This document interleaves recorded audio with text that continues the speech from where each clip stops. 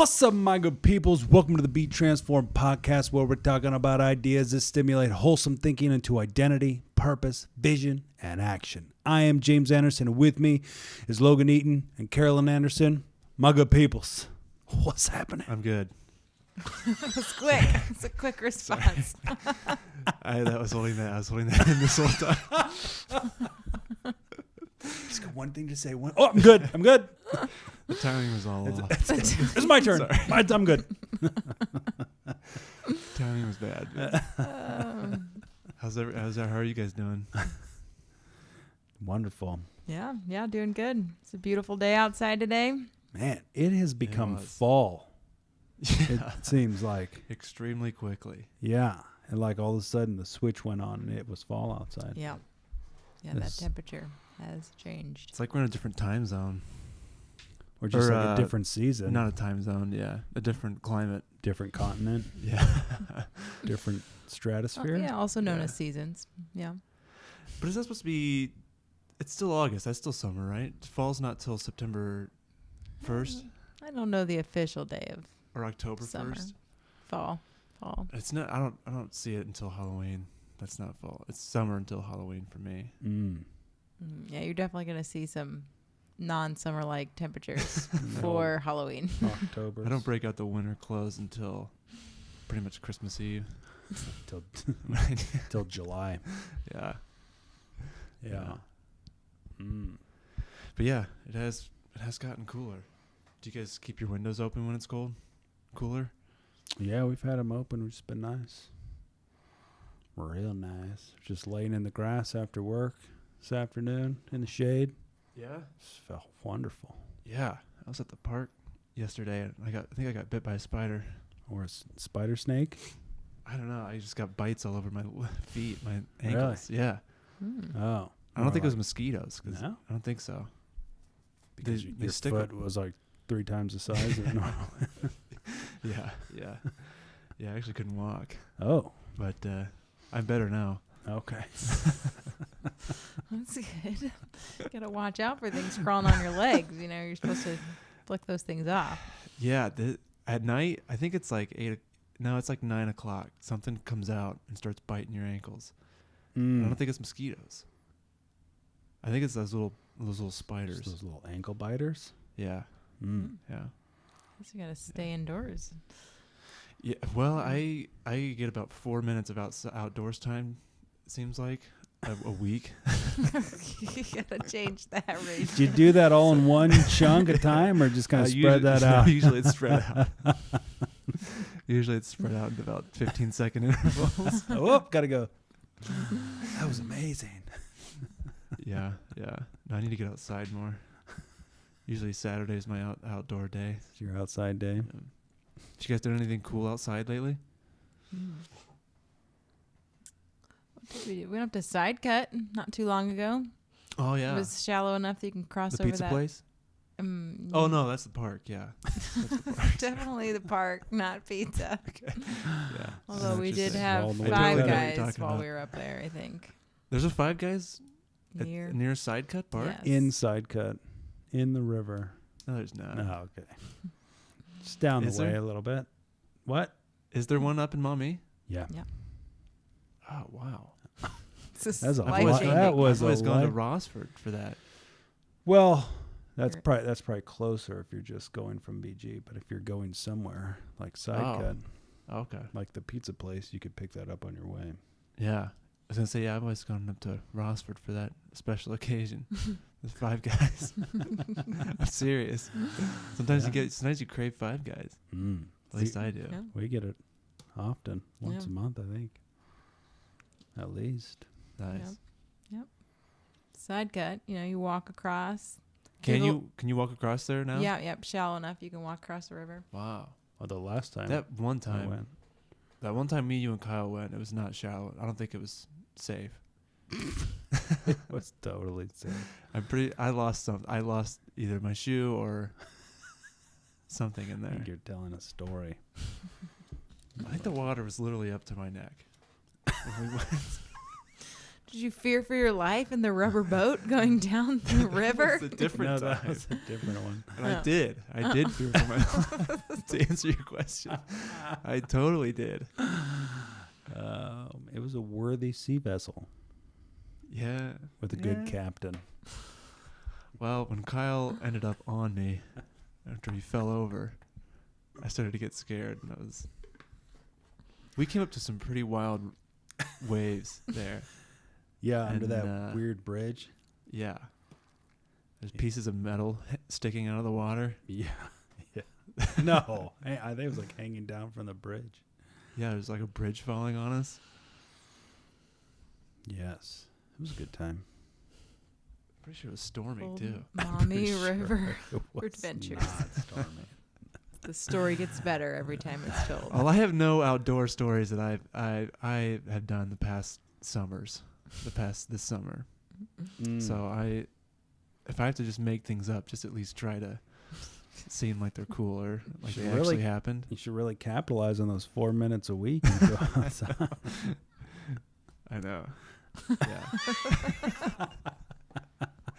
I walked to Aldi the other day and got You did? Yeah, I was out of butter.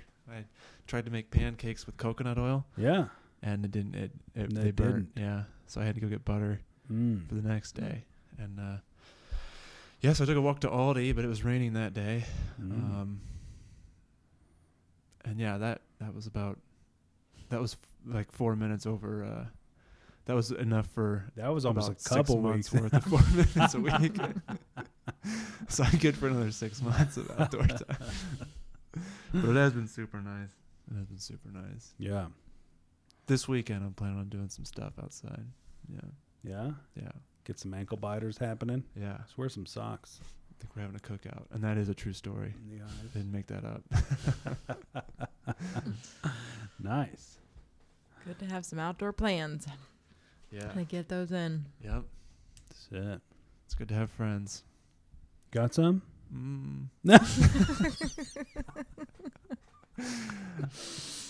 That's a process. That's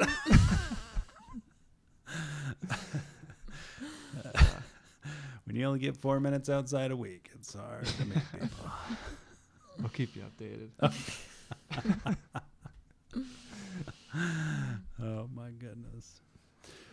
Well, tonight I thought we'd talk a little bit about this concept of the door's not locked, it's just stuck.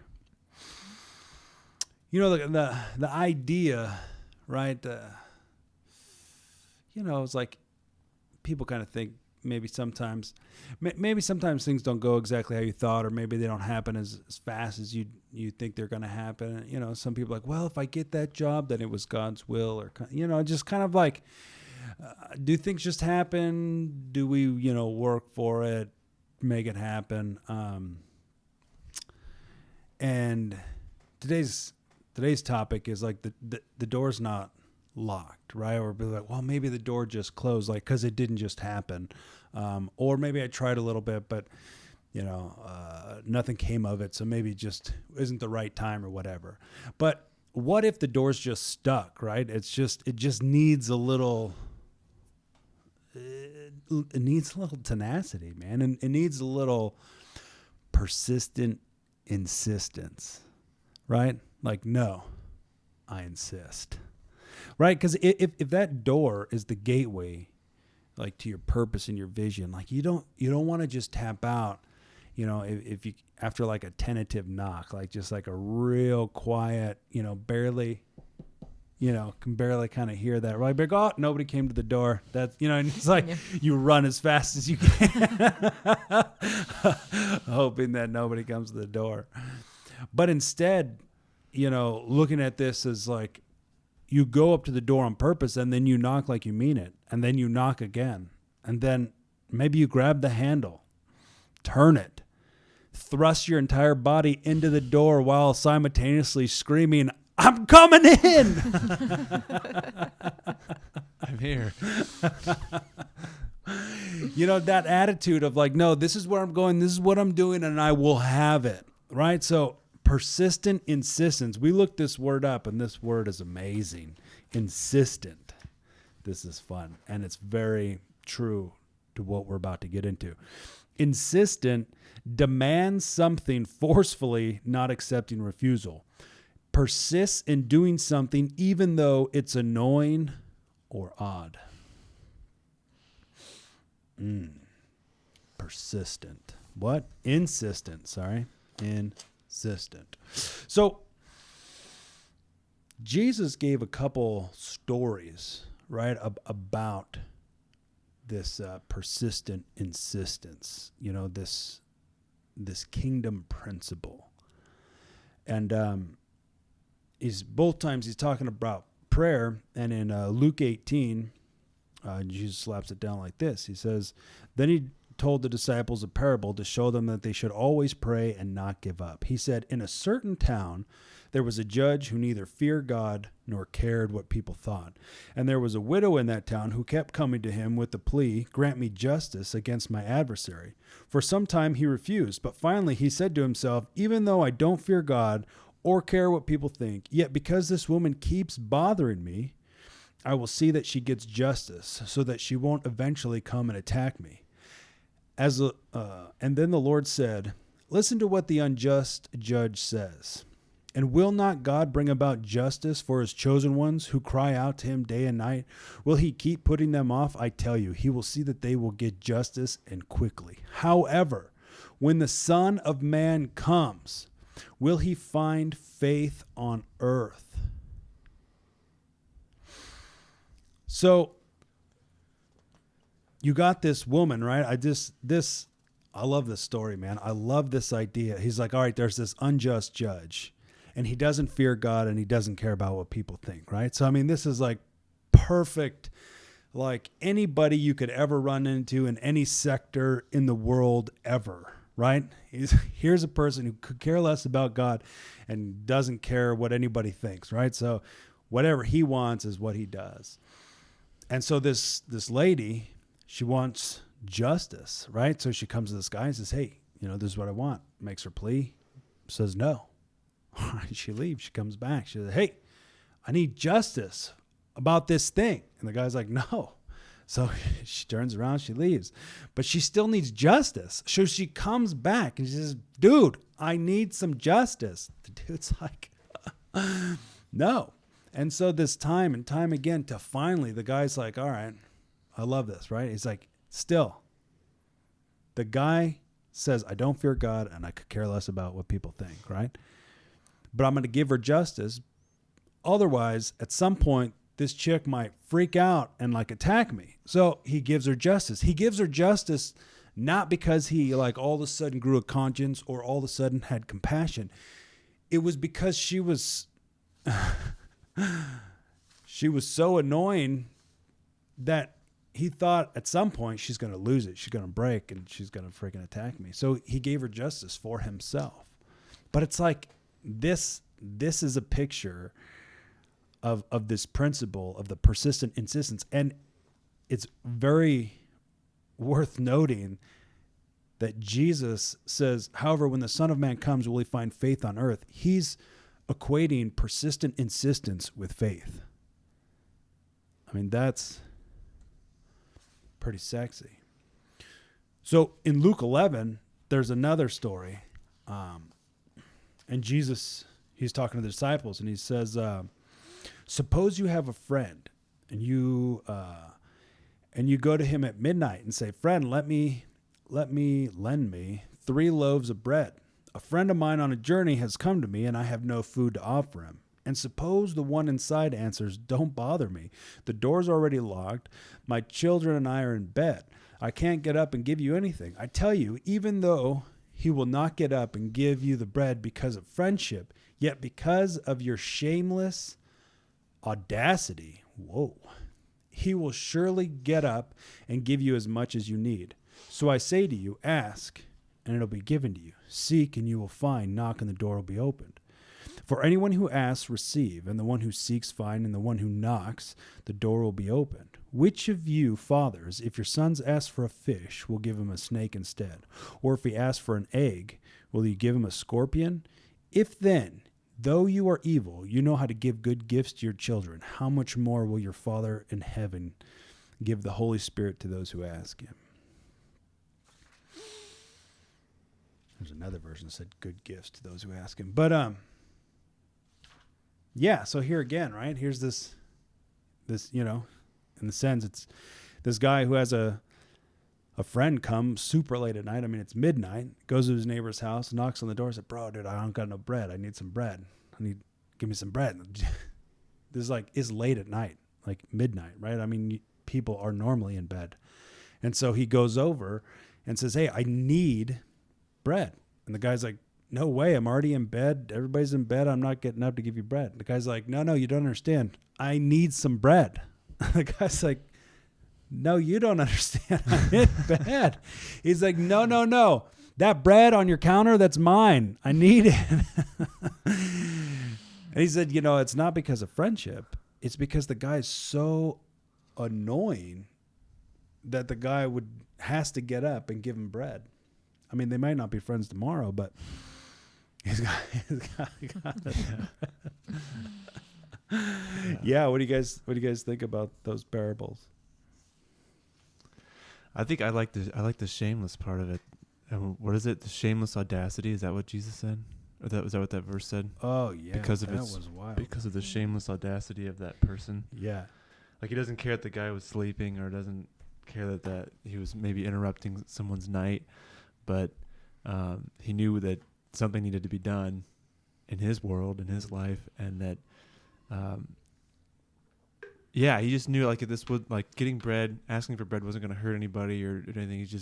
And he knew he needed that thing. And so, yeah, sometimes we just think that it's like, oh, what if I annoy somebody, or what if somebody gets ticked off me, or what if I hurt somebody's feelings, or we just create these like mental scenarios in our minds. And then it's like once one gets created, then we create another one that's worse than the first one. And then we create another one that's worse than the second one. And then eventually we've created this scenario in our mind where like everything falls apart and blows up and everyone dies, and then we don't do anything. We just don't do anything. Yeah. We don't act on anything at all. And I've done that so many times before too. Like even just making a phone call to somebody that I feel like might be selfish for like me. Like I'm asking somebody for something, or I need this information for something, or hey, this is what I'm looking for. If you hear anything, it's just making a phone call like that. Like, well, what if they're doing this, or, what if they, what if I'm annoying, and, what if I'm just being selfish and asking somebody to do something for me or whatever.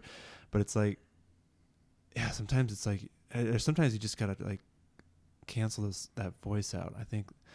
And I guess it's just a testament to how driven you really are to get to somewhere when you don't care, like as long as it's not hurting somebody, when you don't really care how they think about you or what they think about what you're doing, or I think one thing for me was calling somebody or asking for somebody for something, creating a scenario in my mind where it's like, oh, well, why is this person? Why is Logan asking me for this? What does he want to do, or why is he doing that? And then I'm thinking thoughts of the other person, and it's making me not want to talk to them or do this thing or make this phone call or something. And it's just like, but none of that ever even happens. Yeah. And even if it did, it's like, well, who cares? Like, who cares what they think about you, or what they think about what you're doing, or any of those thoughts. And so just canceling out those voices. So anyways, back to the shameless audacity. It's sometimes you have to like not be worried if you annoy somebody, or not be worried about what they think about you, or, not be worried, even if somebody's feelings get hurt. It's like, as long as, if you're going somewhere that's good and you need something, or you're moving in a direction, it's, I don't know, sometimes it's just okay to be a little bit calloused about, well, what if I annoy somebody, or what if this is, selfish in a way because I'm knocking on somebody's door at night for this. So I don't know. That's what I think about it. Yeah. Being a little calloused maybe.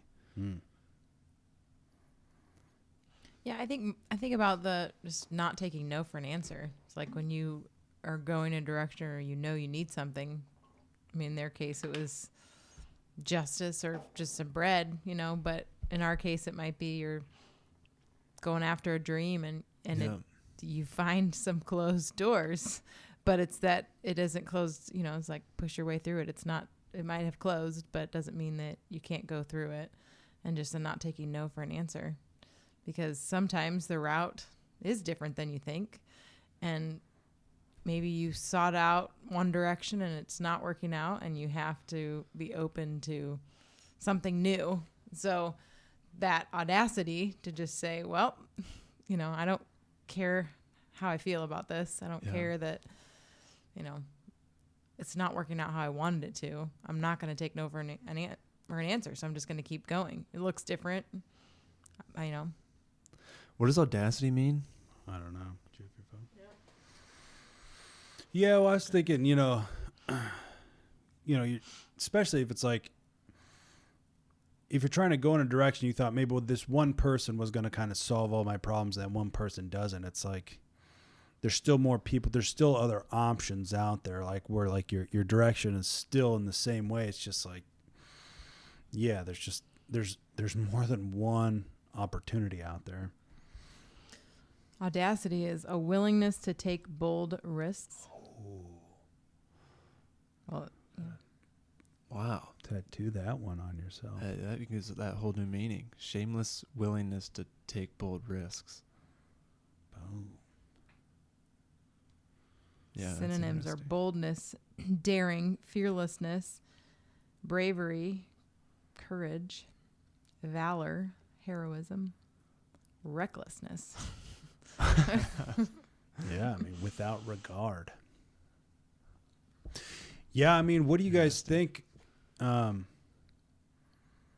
For these two people, I mean, what do you guys think about like the motivating factor? Like, what motivates somebody to be like, to be persistent, insistent?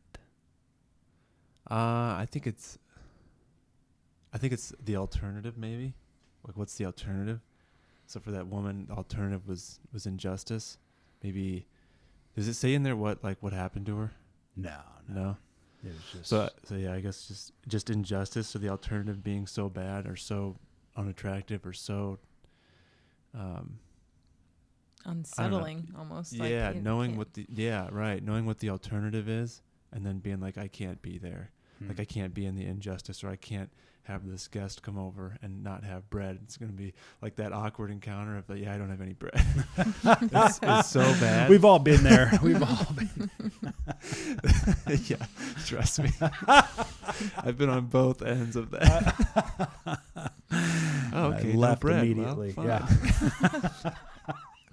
That's why you don't have any friends anymore. 'Cause you've had too many of those encounters. Yeah, too many breadless nights.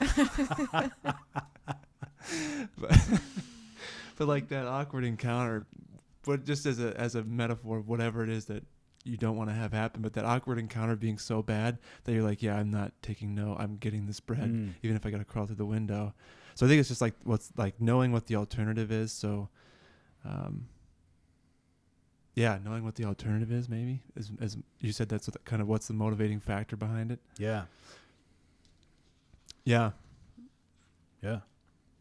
Knowing what the alternative is, and not being okay with being in that alternative, or being not okay with being in that alternative. Being okay with not being okay about being okay. Okay? That not being an option. Being in that alternative is not an option. Okay.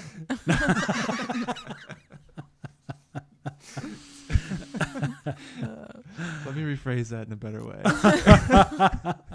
Never mind, I don't even know how. But I think it's the alternative. Yeah. Well, yeah, I think it's the same thing as, not settling for an average life or a life of, the word is escaping me, but mundane. Yeah, or just pathetic. That's another word. Yeah, I mean, just like this, just settling. It's not, you're not settling for that. So the alternative is to, not seek after something more. And so, sure. Coming to that point of, I won't settle. I won't stay in this place, regardless of the doors I have to knock down or unstuck. Right, because you could settle. I mean, you could settle for the injustice. You go, well, I went and tried, and he said no, and okay, that's it. I tried. Yeah. And now you're stuck with injustice, and you can make that conclusion that this is then as good as it's going to get. Yeah. I got no bread. I'm just not going to be able to feed these people who came. Where like, I mean, in a time where hospitality was like a real thing, they're like, yeah, but they didn't.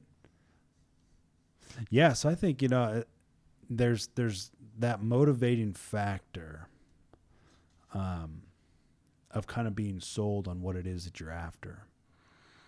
Like actually wanting what you want, like needing what you want and wanting what you need. Like you got to be sold, right? I mean, especially when you're thinking about, you think about just chasing after your dreams, man, after your gifts, after realizing your potential, your vision. I mean, you got to be sold. And when you're not sold, it's actually really easy to tell when you're not so sold is that your fear outweighs your actions. And so, kind of like what what you're talking about just creating all those scenarios in your mind, about like how 100 different ways this is going to go wrong. And, but picturing it going wrong, it's like, those are signs that you just need to resell yourself. So that's not a problem. It doesn't mean you're terrible, you're weak, or this and that. It's just your perspective. All you need to do is resell yourself. It's just you need to get sold on what it is you're doing, what it is that you're after. Like, why are you chasing these things? What are you trying to accomplish? Like, what are the things that are inside of you that are just like freaking exploding to come out? I mean, what are these ideas, these desires that you have that if people had them, it would freaking change their lives forever? I mean, you got to just get resold that tenacity, that persistent, insistent. Oh no, I insist. Like I will have this. Jesus was talking about in that Luke 11 with the neighbor one. He says, ask and keep on asking, right? Knock and keep on knocking. It says, so I say, ask and it'll be given to you, seek and you will find, knock and the door will be open. For everyone who asks receives, and the one who seeks finds, and the one who knocks, the door will be open.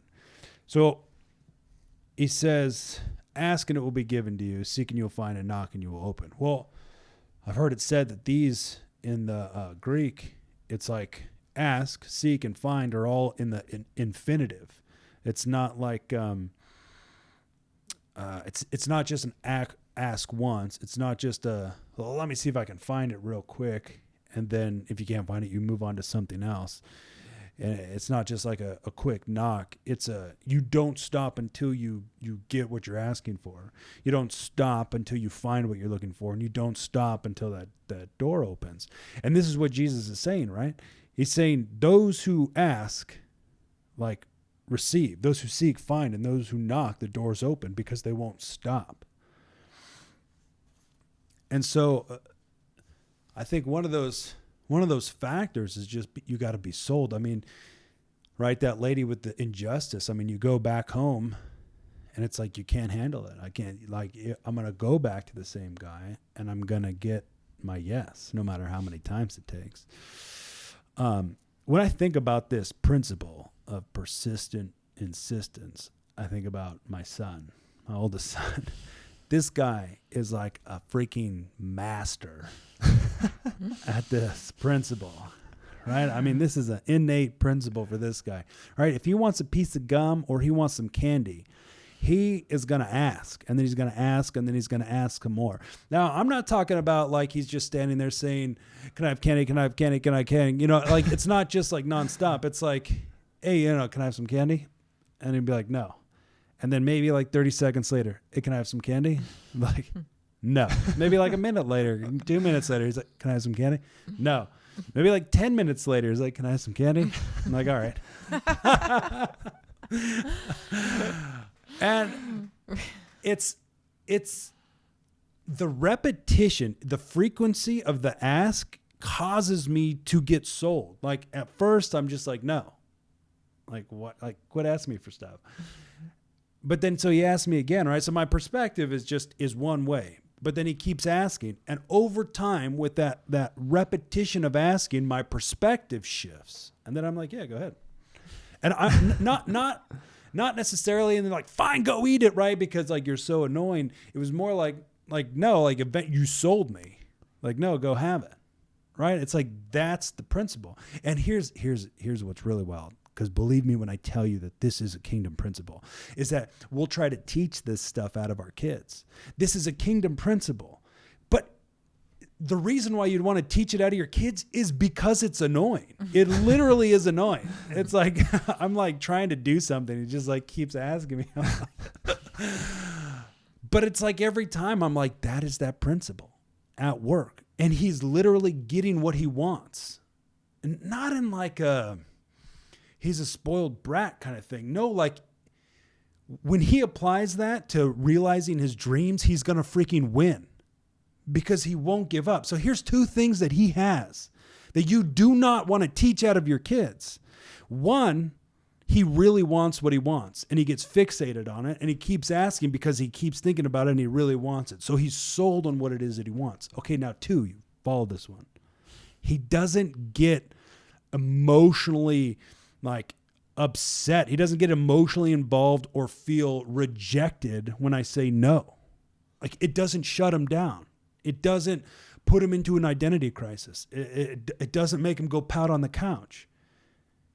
It makes him leave and then he thinks about it again and then comes back, right? Like he's not thinking about how I said no. He's thinking about how he still wants what he wants. He's not thinking about the last time he asked. He's thinking about asking this time. This perspective is what you need to realize your dreams and your purpose. This kingdom principle is legit and for reals. This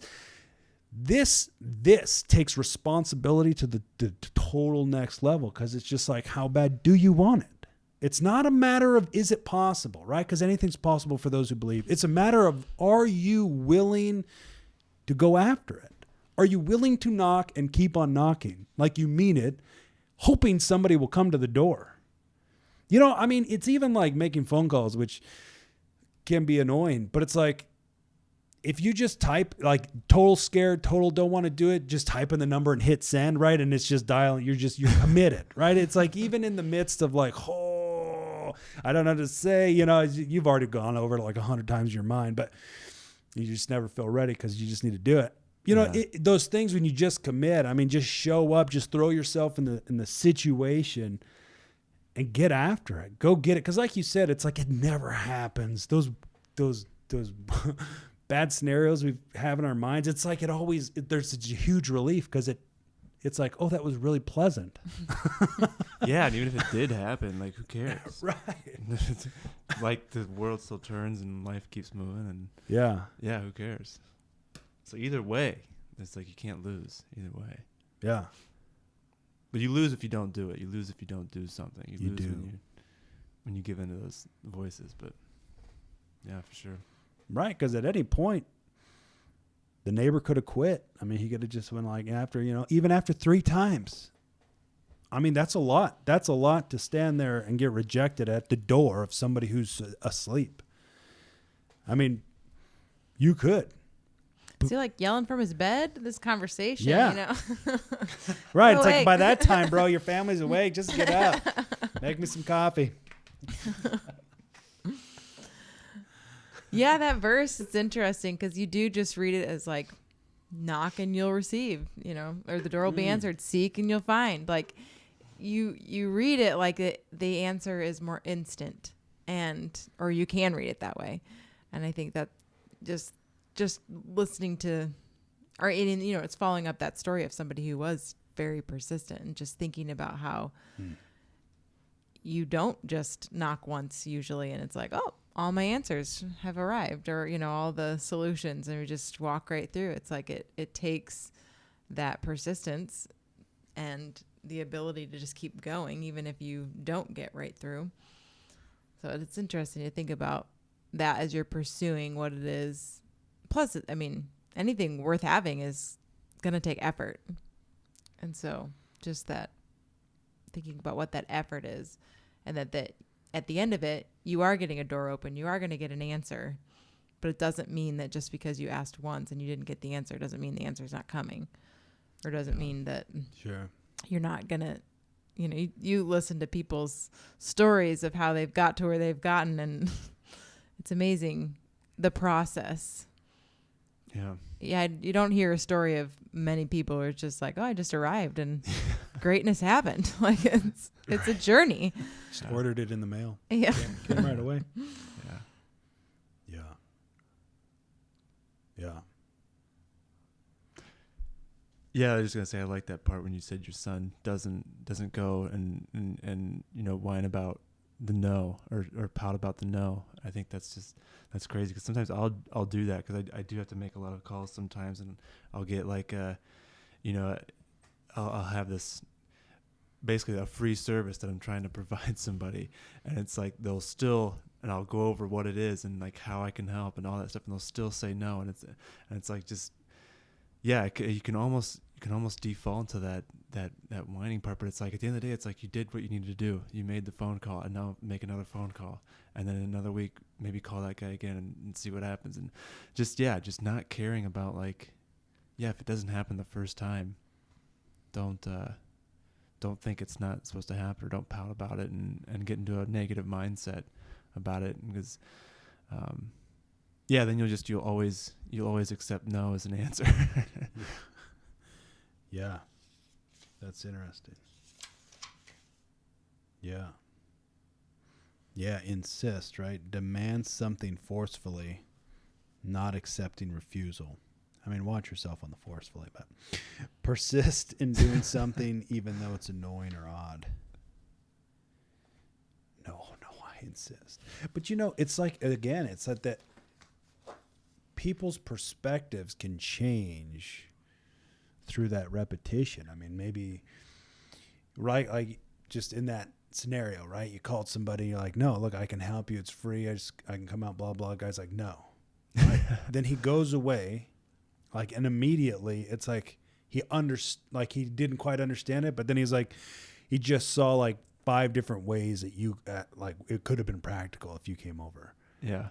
Yeah. So you call again in a week and just like, hey man, just checking in. Just want to see if there's anything I can do for you. Right. And he was like, oh, hey, you remember, right? I mean, yeah, this stuff's for real, but it takes a little bit of guts. What was that word? Audacity. It takes a little audacity. Bold risk, taking a bold risk, willingness to take a bold risk. Yeah. Yeah. I think that was part of That it. sounded good, nah? That was something good. Reckless. Reckless. Be a little reckless. Willingness to take a bold risk. I Yes. think that was Yep. part of it. That right there. That was exactly it. Willingness to take bold risks. So what do you need to take a bold risk? You need an idea. You need a little vision. You need to have something to get sold on.